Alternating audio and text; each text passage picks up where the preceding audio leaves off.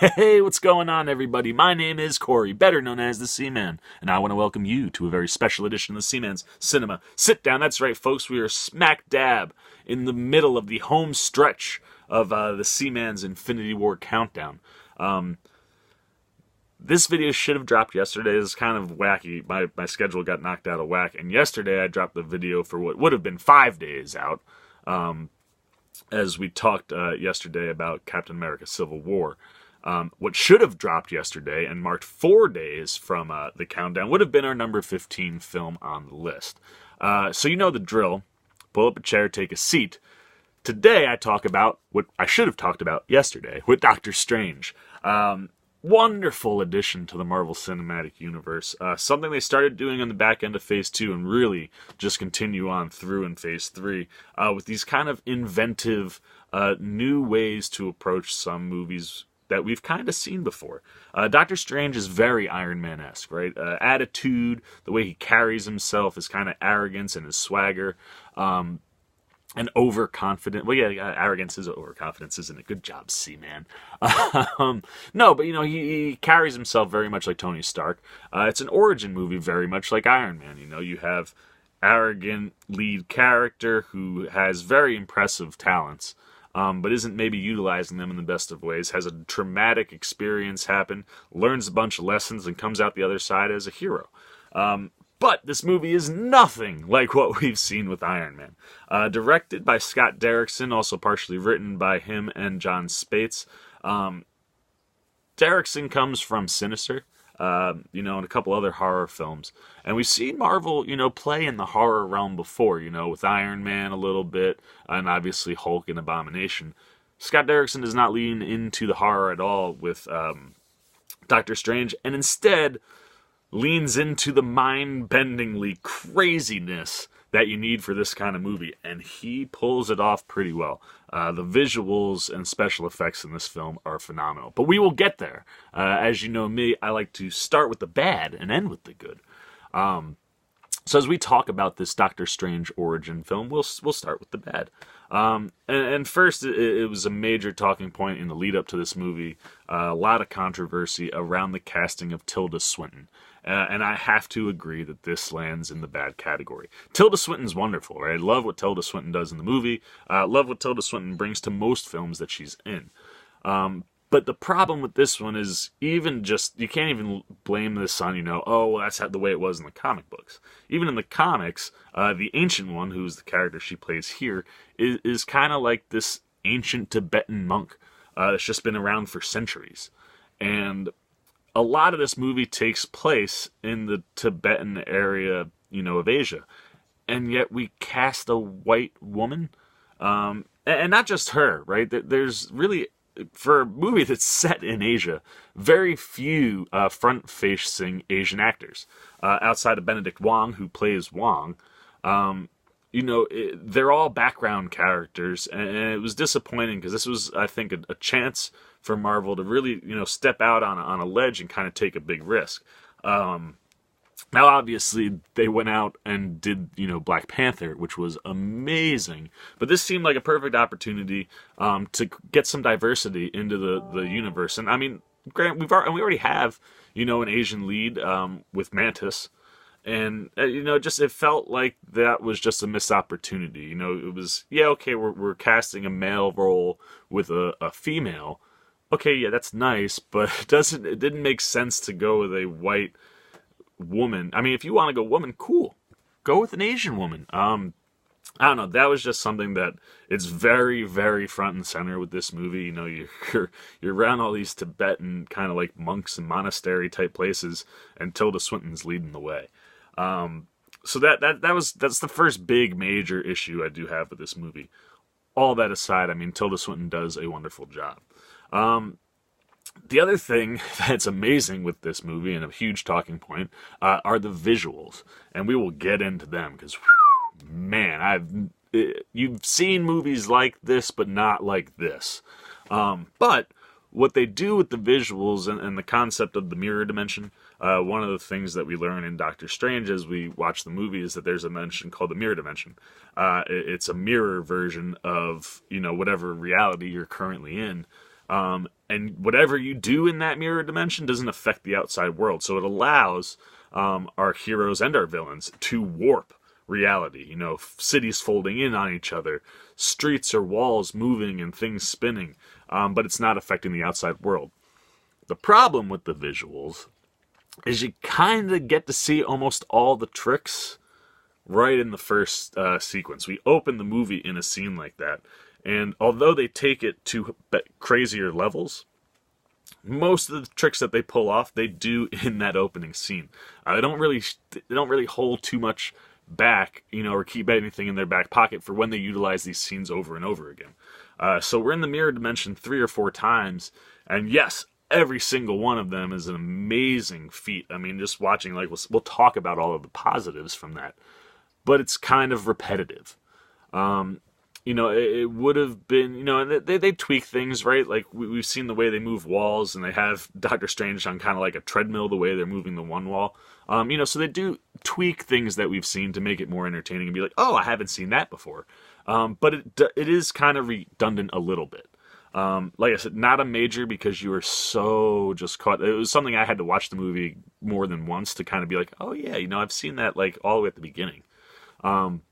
But you're gonna just get sucked into the visuals in this movie because they're wonderful.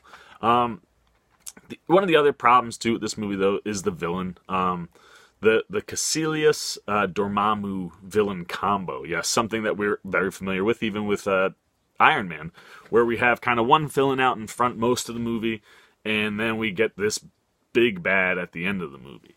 Now, I love what they do with Dormammu, but Dormammu is kind of more of a looming presence than a direct threat. I mean, he is a direct threat when he shows up, but it's not. He's not the villain we've been chasing the whole movie.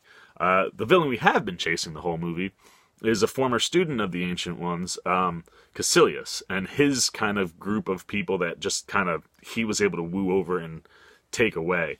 And start using dark magic and interacting with the Dark Realm. Their whole bit is to try to bring Dormammu from the Dark Realm to Earth so that they can join the Dark Realm. You know, they mention, like, the many becoming the few, becoming the one concept. Now, the problem, though, with Caecilius, and it's upsetting, is Mads Mikkelsen. Really, really talented actor. Probably best known at this point for his role as Hannibal on the Fox TV show. But he just doesn't seem into it, man. He kind of seems like he's sleepwalking through this movie. And because he doesn't bring anything to the character, even though they try to give him a decent backstory, right? He's a former student, why he goes bad. They try to loosely write some stuff in there. The writing around his character isn't that good to begin with. But even with what they do give him, he doesn't really add anything to it.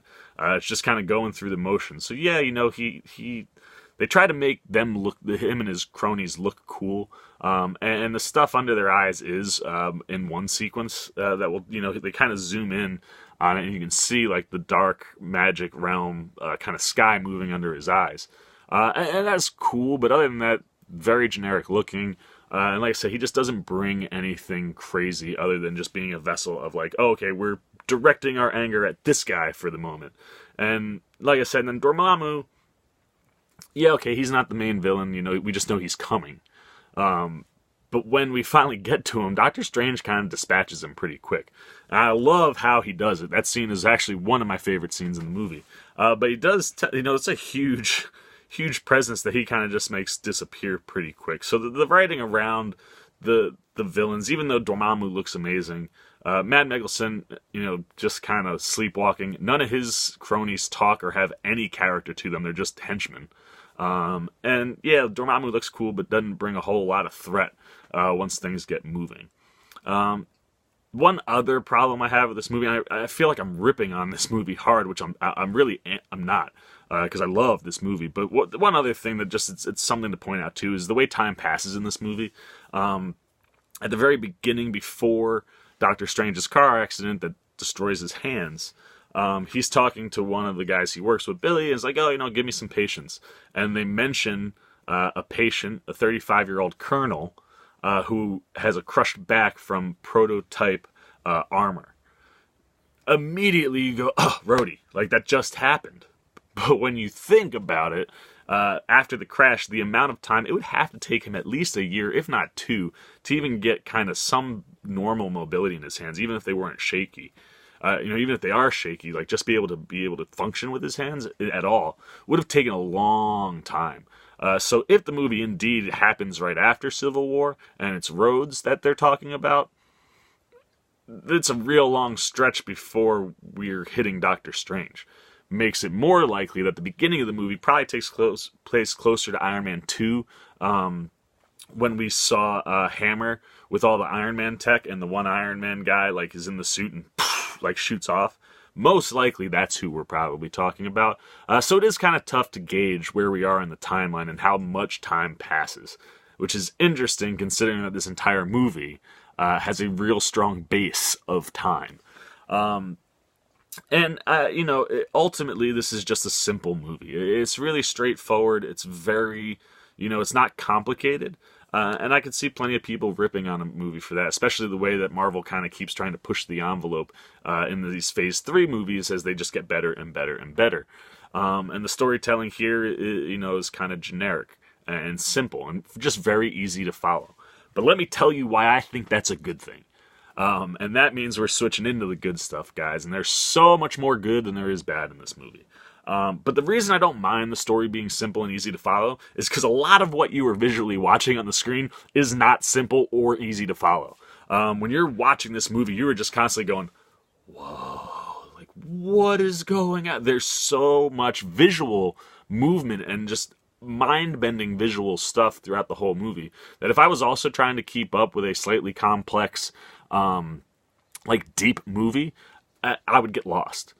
So having the easy story to follow when you get into these crazy mind-bending action sequences, you can just kind of get sucked into them, and when you're recovering from them, you're not having to try to pick up a ton of really difficult stuff to follow. So for that, I like the fact that this is just a straightforward, easy, hey, okay, yeah, it might be really, really structured. It might be, one of the most,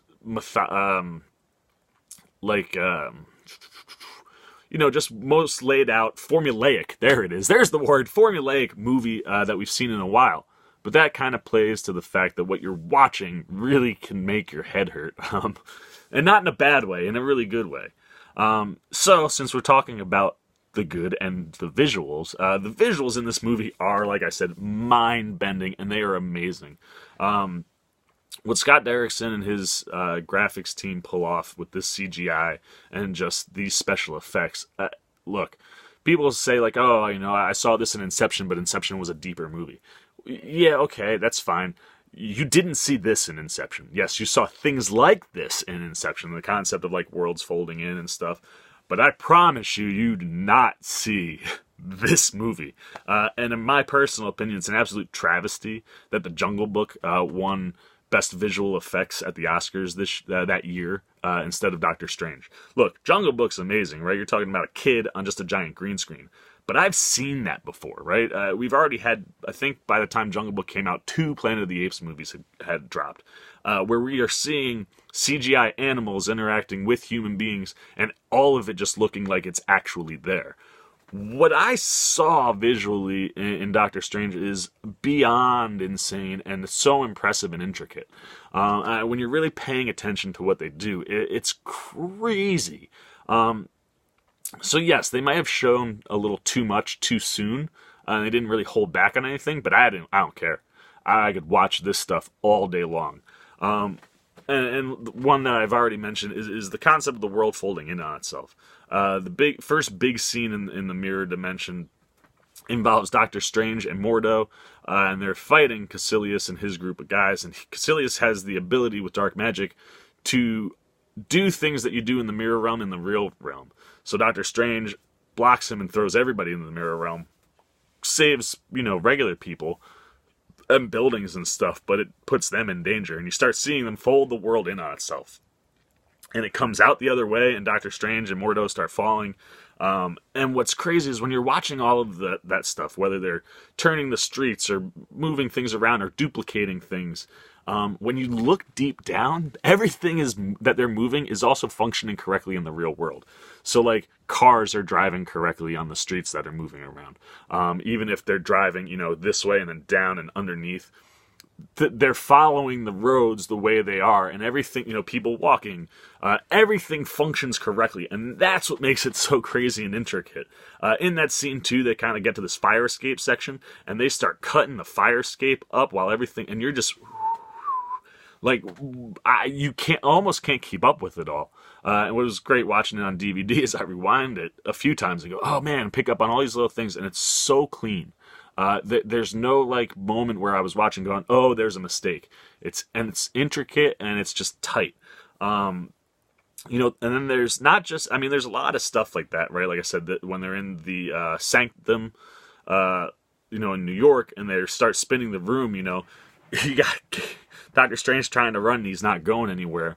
And they utilize that a bunch of times with the whole idea of rolling things, right? We can roll buildings or rooms.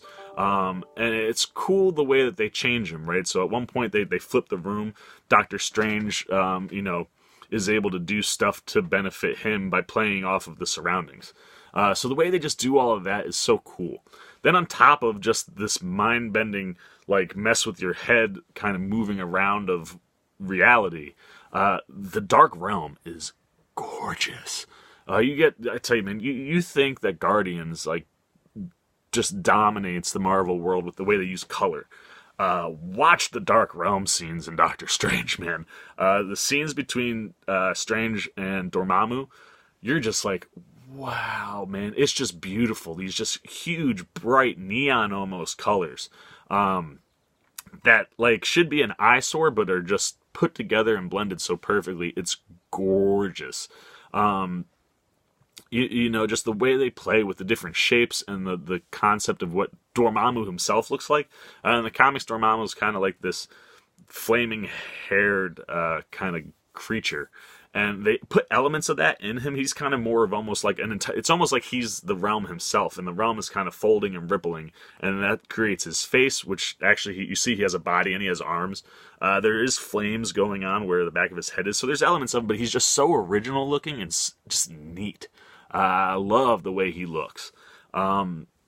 Then there's also, like, if you want to go, okay, so you got your beautiful visuals, you got your just mind-bending visuals, and then at the very beginning, we're going backwards, when Doctor Strange first meets the Ancient One and he's not really buying into the concept, she sends him into the astral realm. And while she does that, she sends you through some of the most trippy sequences I've seen in a long time. At one point, Doctor Strange looks at his hand and an arm grows out of his fingers, and then those become hands, and it just starts multiplying. You're like, what is going on? And he's just rolling through what seems to be all these different dimensions. And everything that they're shooting him through is just like, you honestly feel like you're tripping on drugs. I'm assuming if what tripping on drugs is depicted like in the movies and on television, watching that sequence, you're like, yeah, okay, if that's what that's like, I don't even know what I would do with myself, because sitting in my seat, stone cold sober, I was like, what is happening? But all like in a really positive way. Like, it's gorgeous the way it moves. Me personally, I just love mind-bending visuals. I think other people might tell you that they don't, and like watching that kind of stuff gives you a headache. But following it, I just thought it was wonderful. And I also love the way they visually use the astral realm, like throughout the movie. We'll talk about a couple moments, but they kind of fight through the astral realm too, and that looks really cool. The way they, they're semi-transparent. Just anything visual in this movie is phenomenal. And then there's the action. The action is, it's like I always talk about the action sequences separately, but the action is just so tied into the visuals. We've already kind of touched on some of them, right? The world bending in on itself, and the way they move around. I love when Caecilius is able to turn the world to keep Doctor Strange and Mordo from getting into one of their portals to jump out of there. But I also love that when toward the climax in the final fight with the Ancient One, when they're fighting and he's able to put one up and kick her as the world spins so that she falls through it. And because of the way she's falling, when she goes through it into reality, she then just falls straight down through like glass windows and stuff, which leads to her death ultimately.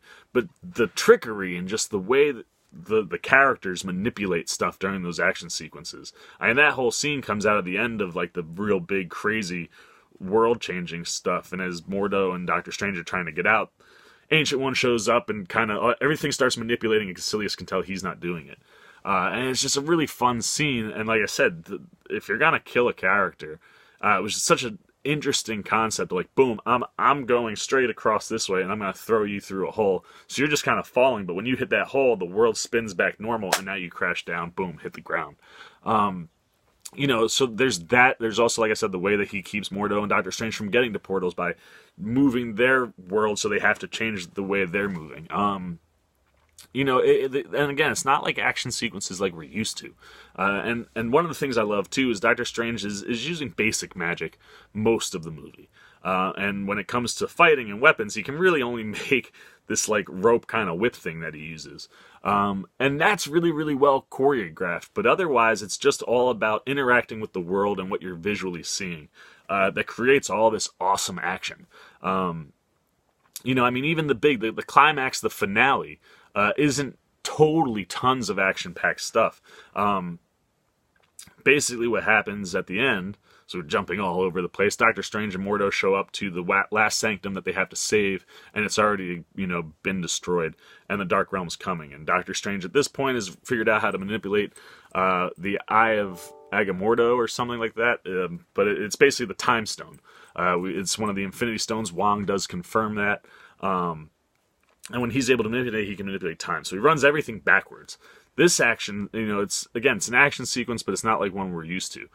Is wonderful because it's rebuilding the world. So everything just blew up, and now everything's rebuilding. And the way Doctor Strange and Mordo, when they're fighting Caecilius and those guys, they throw them into buildings as they're being rebuilt. It's just really clever, using everything. They're out, right? Like, Doctor Strange uses spells, and Caecilius uses spells to get them out of the loop so that they can interact with each other, while everything else is running backwards.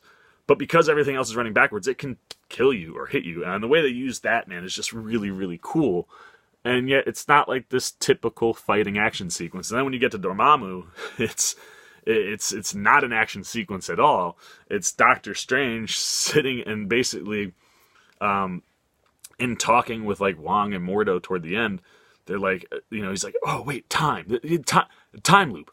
And Mordo yells at him early in the movie for messing with time, because you could end up in a time loop and just be trapped in one spot for forever.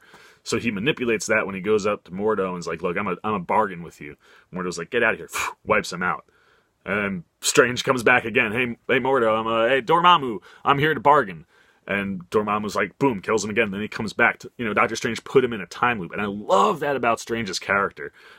Because he's a novice, and he's still learning, he uses his smarts. He just outsmarts, the people that he's fighting continually. And the Dormammu sequence is great because he does. He puts him in a never-ending loop. So no matter how many times Dormammu kills him, Strange just resets and comes right back to the top. And Dormammu's like, you can't do this forever. And Strange's like, yeah, me and Pain, we're old friends. I'll keep taking the pain if it means the Earth is safe. And that ultimately leads Dormammu to go almost crazy. He's like, fine, boom. I'll kill Caecilius and all the bad guys. They can come join me. They can become part of the One. I'll peace out. You'll never see me again. Please get me out of this time loop. And genius. So, like I said, not the traditional action. I just love all that stuff in the movie. And then, of course, the characters or character is really what drives this. And it starts with Benedict Cumberbatch and almost ends with Benedict Cumberbatch. Not that everyone else isn't great, but the majority of the movie is just given to him. One, he looks phenomenal. Like, once he gets the goatee and eventually the cape, you just go, he is Doctor Strange. I love that he's like Tony Stark. Because it just builds. It's not like, oh, we're getting a repetitive character. It's going to build awesome moments in Infinity War. And from the first teaser, the only thing I have seen in the world of trailers, we do see that Iron Man starts with Doctor Strange. So I can't wait to see them interact. Having the same mindset could lead to some really funny stuff. I do like that we get to see him be a doctor at the beginning of the movie and see how brilliant he is and how much he needs his hands. And I love that when the car accident happens, and it is graphic. I mean, there's no way he should have lived when you watch what this car does. But I love that they actually do, as gruesome as it is, and it kind of makes you go, oh, they go in on the hands as the car crushes on him. Because it hits you and gives you kind of that impact of like, oh no, man, like this guy's whole world is about to be over. And I also love the visual effects and not the visual effects, but the makeup that they put on his hands to create all the scarring and stuff after he has all the surgeries.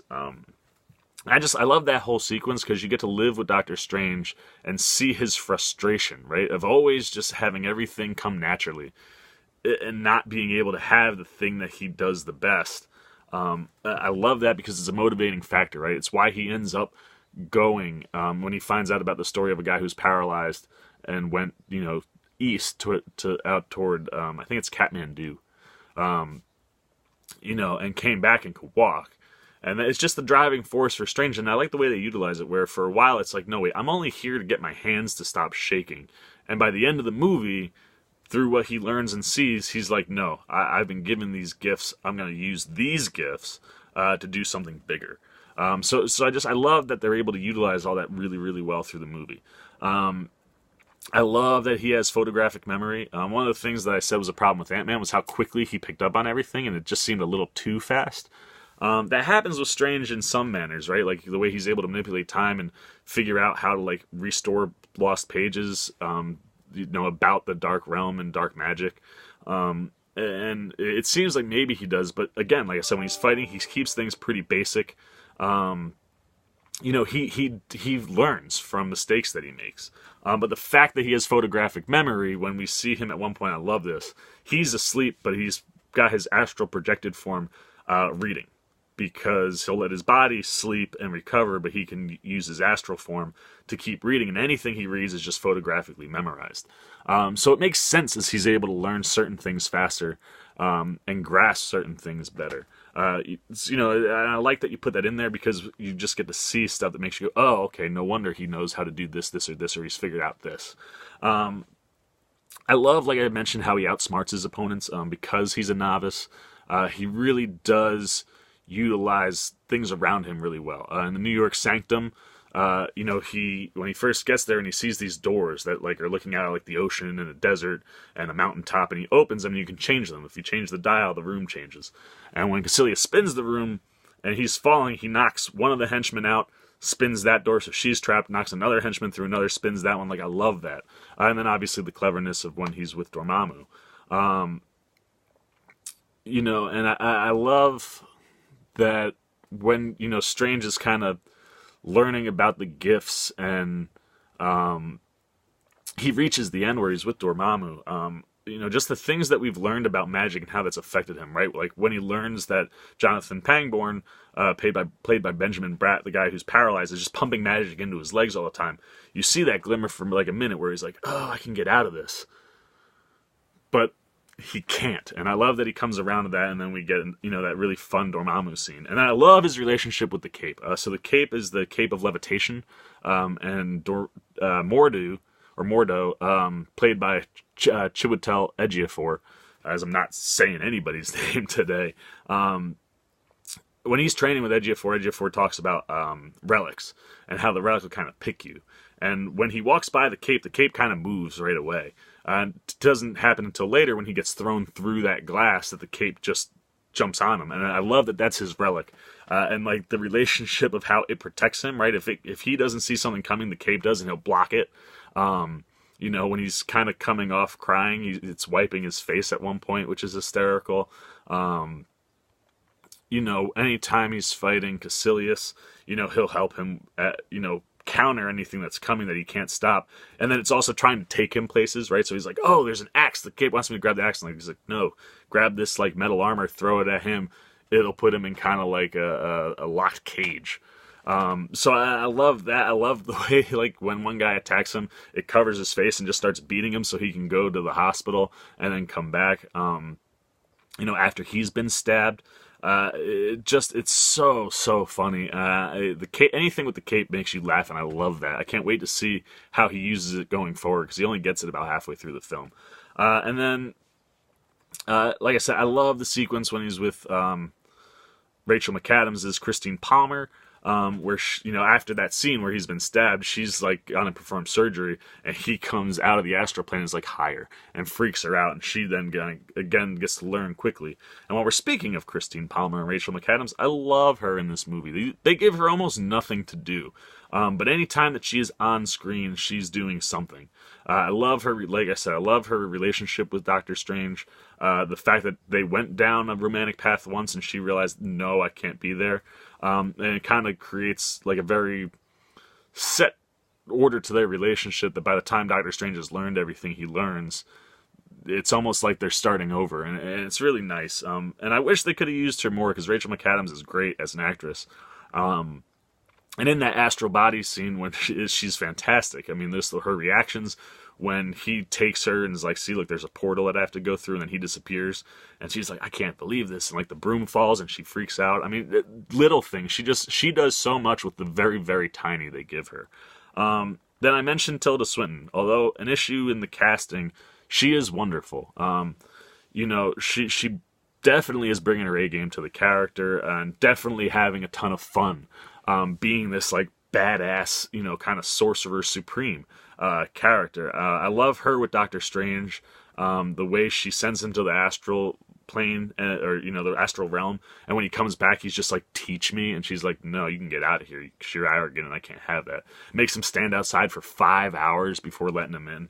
I love when she's training with him and teaching him little things. Her big scenes, obviously, she opens the movie against Caecilius, and even her final battle with Caecilius before she dies. Really, really solid action for her. After she crashes to the ground, she goes to the astral realm, and Doctor Strange sends himself there, and they have this wonderful conversation just about everything. About that, she can't believe that she's not ready, or wasn't ready for death. And it's the conversation that I think really steers Doctor Strange to be the hero at the end of the movie. She's like, she's like, you can do what you want, but we need someone. We're here to protect all these people. What was she, when she's, it's just when they're talking about stuff, and she starts talking about time, and how, you gotta kind of cherish time, even though you can manipulate it like she does. We find out there's a twist that she uses dark magic to stay alive. So it's just, the whole conversation is just really wonderful, and it's the turning point, I think, in Doctor Strange's mentality. And then, I like that they show that she uses the dark magic and how that affects Mordo, played by Chiwetel Ejiofor, who is also wonderful in this film. Again, very little to do, but when he's on screen, he's having a lot of fun with Doctor Strange. You're enjoying him, and I like that by the end of the movie, he's become the too righteous hero, right? Like, when he finds out that the Ancient One's using dark magic, it breaks him. So much so that he's just out there, we get the post-credit scene where he's like, there are too many sorcerers, and he's out there to go try to steal all this magic back from people. Takes it from Pangborn, Benjamin Bratton reparalyzes him. So I kind of like that, right? Because we see the way that he's affected by that, oh my gosh, I've been betrayed by someone who turned me into who I am, and where he takes that. So again, it almost feels like he's wasted because he doesn't have a ton to do, but because of that setup, I like where maybe we could go in the future with more Doctor Strange movies. And then finally, Benedict Wong. I love him playing Wong. Again, not a ton. So much of this movie is just focused on Strange. But when he pops up, man, he just makes you smile. He's funny. He has a conversation at one point, and Strange mentions Beyonce, and he's like, what? He's like, oh, you have to know who Beyonce is. And then later on, he's listening to Beyonce, and meanwhile, Doctor Strange is using portals to steal things out of the library so he can read more books. And I love that Wong, rats him out, and, the Ancient One brings it up later in the movie. So again, it's weird, because, the supporting cast are all really, really good, and obviously Tilda Swinton won't be coming back, but they do so little that, I really can't wait to get into a movie where we can see them all do more. Because the main focus is on Strange, and it's wonderful. It's just a really solid origin flick, certainly among the top in the Marvel cinematic universe, just because of, again, how creative and new. Something that we've seen before in a way we hadn't seen it. So really, really enjoyed this movie. Really enjoyed Benedict Cumberbatch.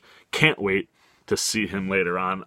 And then, of course, we should mention the mid-credit scene is him and Thor, where they're kind of having a conversation of, we need to get you off here because I'm now watching this realm, and Loki has magic. He can't be here. And he offers him tea, and it becomes, He's like, no, I don't drink tea, and gives him a mug with beer, drinks it all, refills it. Really cute scene that then we get to see in Thor Ragnarok. So yeah, I love everything there is about Doctor Strange. I can't wait to see him play in the bigger world. So that's it. That's all I've got to say. Let me know what you think, right? Hit those comments. How much did you enjoy Doctor Strange, or did you not? I can see where this movie might lose some people, and other, big-time Marvel fans like myself really enjoy this flick. But I think it's a pretty solid one all around. It's really entertaining. So hit the comments, let me know what you thought. If you liked the video, please give me a thumbs up. And as always, if you're new here, hit the subscribe button and the little bell so you get alerts every time I make a new video, including the next installment of the Seaman's Infinity War Countdown. We're getting down to the final ones, guys. We are down to just a few days away. So stay tuned for the rest of the Infinity War Countdown. For the Seaman Cinema Sit-Down, that's all I gotta say, man. I am the Seaman. I am signing off. Peace out, everybody.